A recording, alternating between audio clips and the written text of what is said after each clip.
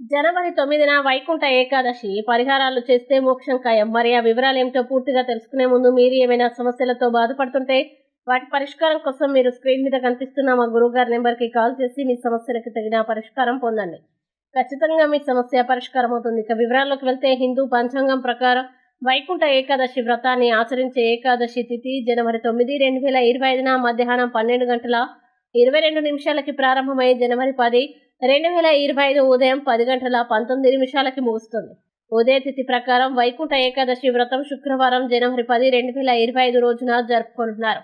ముఖ్యంగా ఈ రోజున బ్రహ్మ ముహూర్తంలో మేల్కొనాలి. వైకుంఠ ఏకాదశి రోజున బ్రహ్మ ముహూర్తంలో నిద్రలేచి స్నానం చేసి శుభ్రమైన దుస్తులు ధరించాలి. పూజా స్థలాన్ని శుభ్రం చేసి పువ్వులు, దీపాలతో అలంకరించండి.